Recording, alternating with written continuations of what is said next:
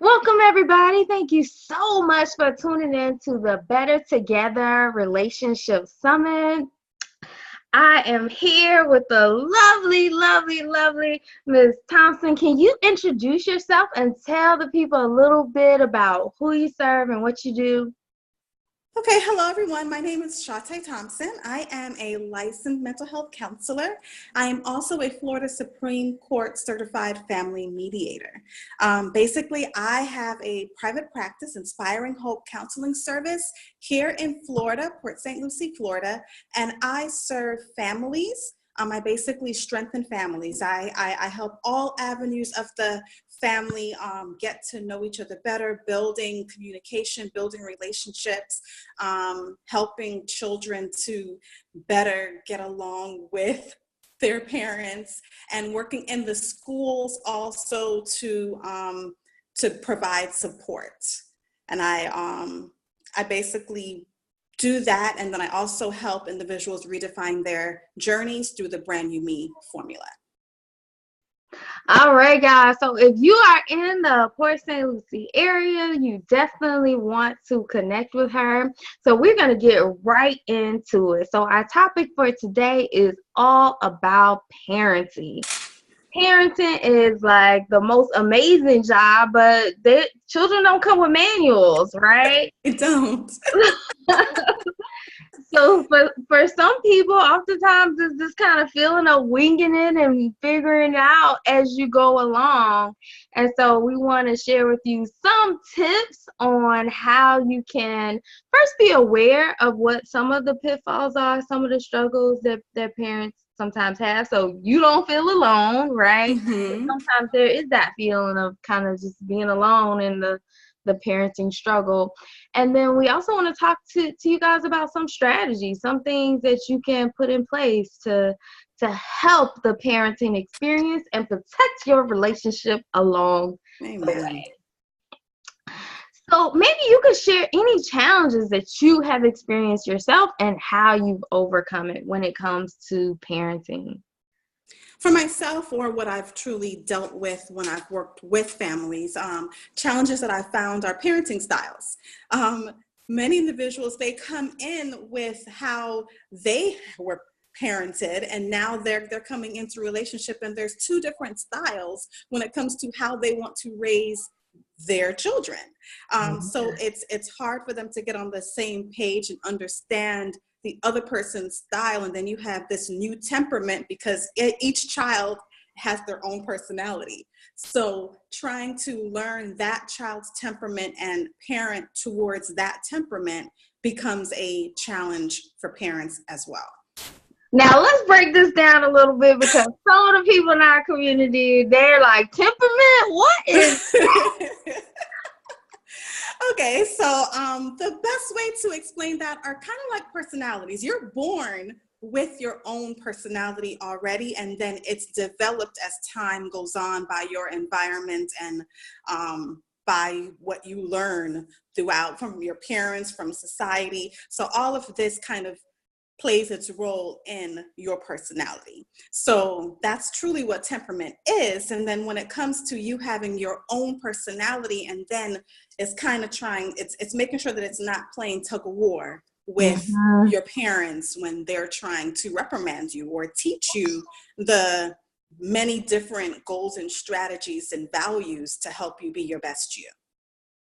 So for the couples out there, you may have had certain experiences that you've had growing up in your own life, and then now you are in the role as a parent, and you're trying to figure out, why is my child acting up like this? And so sometimes we can repeat old patterns without even recognizing it, right? Very much so. Very much so. Any other challenges that you say that sometimes couples face as they transition into parenthood? I mean, there's challenges when it comes to blended families. When you see that couples, they're coming together now, but they might have children from an outside relationship. So trying to get on the same page and not step on toes and really understand the do's and don'ts and what's acceptable and So trying to better understand how much they're able to do without offending their spouse. Mm-hmm. Yeah, blending families sometimes can be tough. We have a couple other therapists that talked about just the process of blending Mm-hmm. families. So definitely having some ground rules established can make a Definitely. difference. Now, for couples out there who are their parents now and they have kids and they're like trying to kind of find some sense of balance, if that is Mm-hmm. even possible, what would you say are some of the challenges or problems that you see that come up for couples who are in this place where they have kids, and somewhere along the lines, they start to struggle with balance, or start to struggle with nurturing their relationship? Any particular challenges that you see that couples have in that area? Well, I mean, what I've seen is because of the hustle bustle of the day, when you're working and you're trying to take care of home, and then you come home and children might have extracurricular activities and you're chauffeuring them everywhere, it's hard to build the relationships in the home. And when you're building relationships in the home, that's truly where it helps everyone to get along better understand each other, better accept each other. So it's important to understand the love language of each individual, to know what speaks to them, for them to know that they are loved and cared for. So they have to do activities within the home to spend time together. It might be carving out some time in the day or in the week to go to the park and just walk, or take a bike ride, or sitting down and actually having dinner together. That makes a huge difference if you're spending some time just eating together, talking about your day, putting away all of your devices, turning off the TV, and spending time together.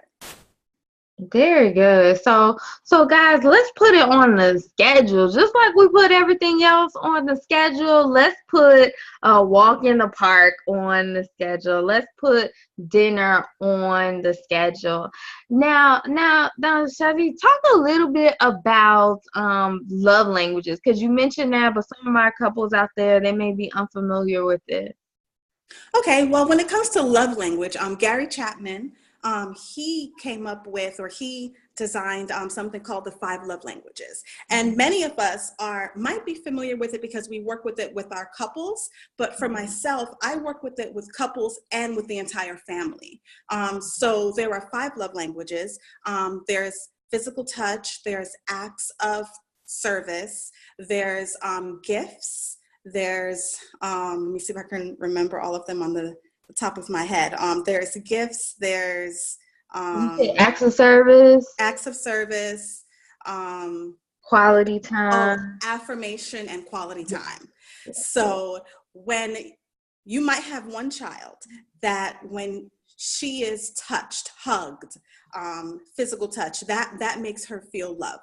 Right? But then you might have another child that when you give her some type of praise and say, I'm so proud of you, you're doing such a good job, that makes that individual feel loved. And then you might have a son that when you actually come home and you bought him, let's say, an ice cream, because that's something that he really likes. So you were thinking of him and you bought him an ice cream cone. That makes him feel loved. So when you're speaking to each of your children's love languages, you don't need to do the same thing for every single child.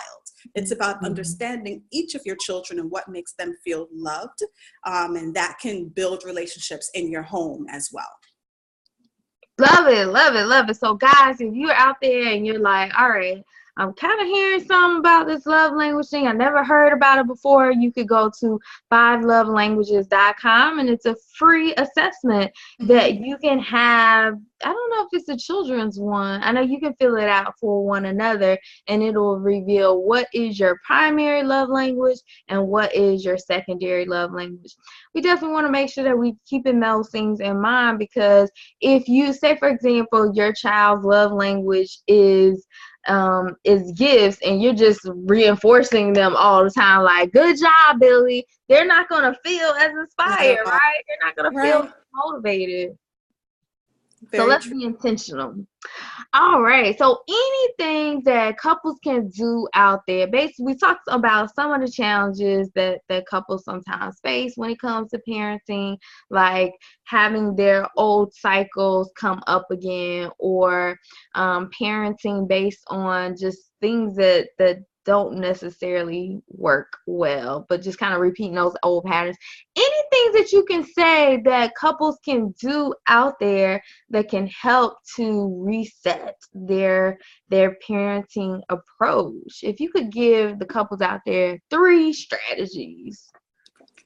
Well, definitely the first one is spending some quality time together, because that for sure resets your entire week, where you're starting to feel brand new again, where you know that, okay, this is what we're going to do for the week.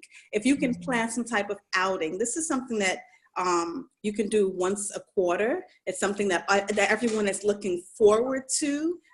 So that builds excitement, and it's something that the family is going to do together. And then something that I do in my household is we have a jar. And in this jar, we put down what we are grateful for. So throughout the weeks, or throughout the month, actually, we all jot down on a sheet of on paper what we are grateful for, some of the positive things that has happened in our life, in our family, at school, at work, whatever it is. And then we come together once a month, and we are able to read through these things, and it kind of lifts our spirits, and we're able to be happy for each other, and the strengths and the growths of each individual. So it kind of brings us together and helping us just to be grateful. So that's something that families can do, because it's definitely going to reset them and put them in a mindset of positivity. Nice, nice. So let's make sure we're spending some quality time together. Let's be intentional, guys. Get these jars out. I mean, that can create so much excitement and anticipation. You're like, okay, what are we gonna do this quarter? So let's make that happen. All right.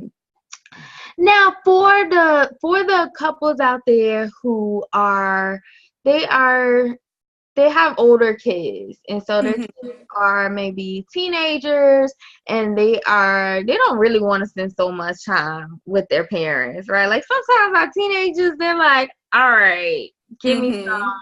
some space. Anything that maybe couples can do in that sense, where they are like their kids are getting older, and they're trying to be a parent to a child that's growing into an adult. Yes, that's a wonderful question, because the way that we parent our preteens and our teenagers are a bit different than how we parent our younger individuals. So it's about definitely giving them some space, allowing them to be, but then helping them to know that they can trust you and you are in their corner. So some things that you can do for them, definitely, you can write them little, it's going to sound corny, but write them a love letter. Write them just a little Aww. note that they can see it, and it's something that's done randomly that you give to them.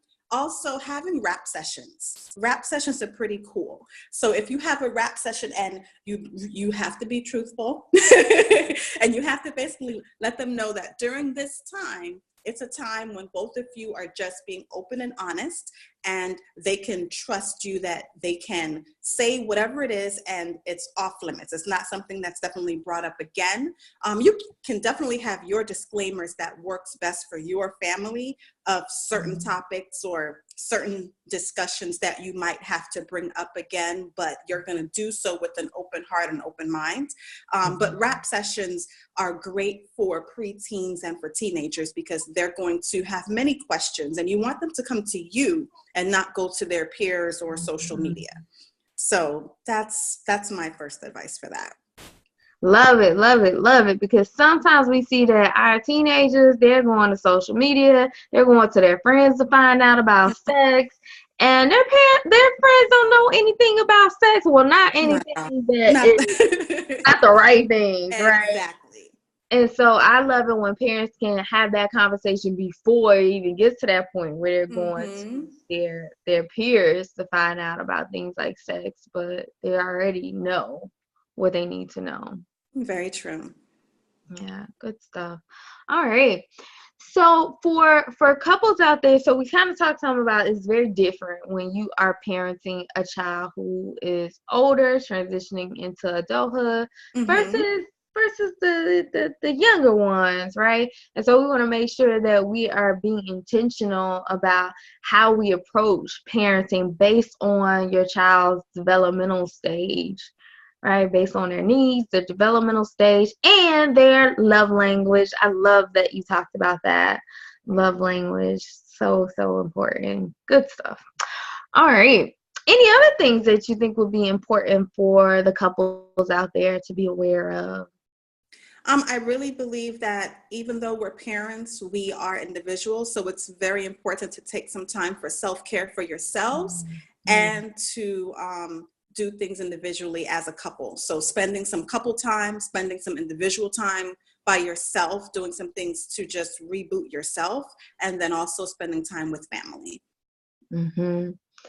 And so sometimes that's a struggle, right? For couples to have time for their kids, have time for the family unit, have time nurturing individual relationships with each Mm-hmm. child differently, and then time for themselves, right? Time to refill their tank, but then also time for the relationship.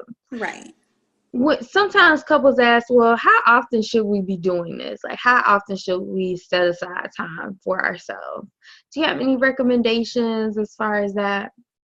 Well, definitely. I mean, it's important for us to, we don't always have to think so big, Hmm. right? Because little things matter. I love simple pleasures. Okay. So a simple pleasure could be taking a nice long bath that you close your door. This is your alone time. It could be spending some time reading a book or your 30 minutes where you get to watch your favorite movie and it's uninterrupted. Okay. Or if you like to exercise, that can be great time where this is something that you're doing for yourself. So yeah, it's hard many times to fit everything in, but these are some simple pleasures that you can do on a regular basis. So this is something weekly for sure. Okay. So guys out there, make sure that you're setting aside a time each week. Don't skip any week. Each week. And like Ms. Thompson said, it doesn't have to be something big, something huge. It could be something simple. In fact, I would even recommend that it's something simple, so you don't feel like, oh my God, how am I gonna make time for this That lavish thing every week? I agree. So we much rather that it's happening on a consistent basis than you're spending a whole lot of money towards it, right? Any Yes. other things that you say that maybe couples struggle with, or things that they can do to really help with parenting? Well, as far as parenting, it's just really important to play your role as parent and not get too comfortable as a friend. Yeah. And discipline is very important. So making Mhm. sure that there's some rules and expectations in place, but also rewards and consequences. So in your home, it's very important that every that each of your children, they have some type of responsibility and they know what the rewards and the consequences are when they're following through, because that's really setting them up for life, because in life we are rewarded and we receive our own consequences when we're not following through. So making sure that you have that set up in your home. Very good. So can you talk a little bit about what happens when there aren't any rules established, or what happens when there isn't that consistency around things like discipline? Okay, definitely. When we do not have, well, first of all, children crave consistency. Mhm. Children crave some type of expectations and discipline, even though they're going to fight you on it and they make it seem as if they don't want it.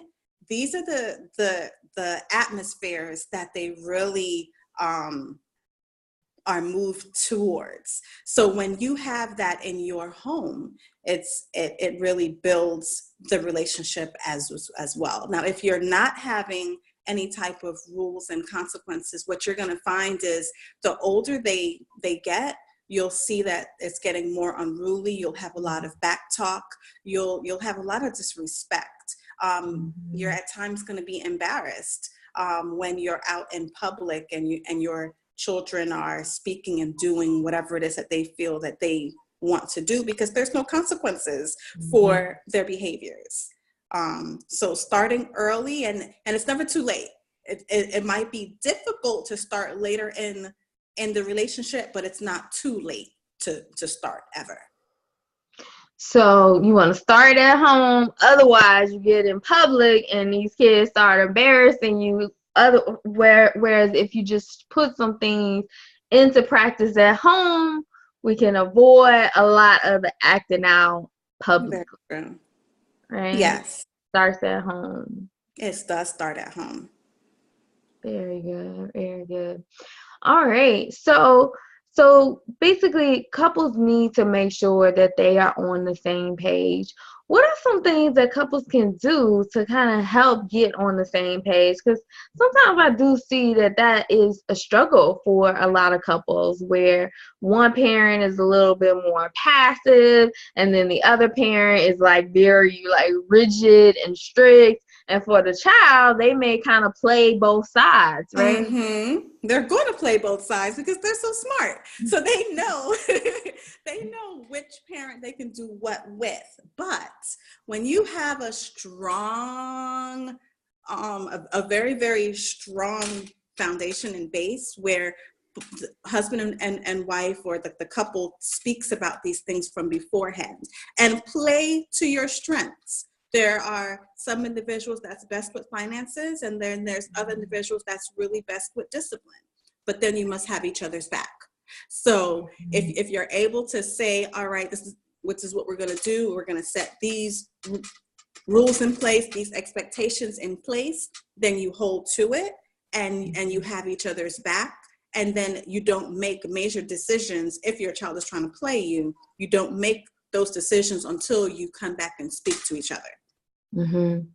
So you might just table an issue and say, hey, we'll come back to that until there's agreement on how we're going to handle it as a couple. Is that right? That's very true. Yes. Okay. But just being on the same page and communicating with each other to come up with the best rule, or no, okay, I'm going to let you handle this one. I'm going to take this one, but you must have each other's back. Mm-hmm.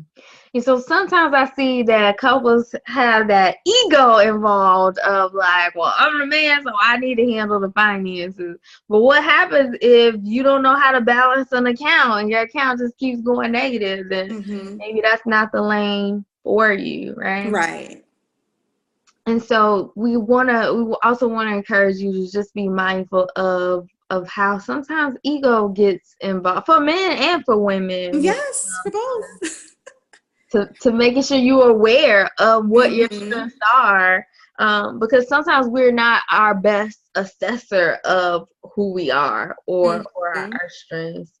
So sometimes that means checking in with an objective third party to say, hey, I think I'm good at this, but I don't know.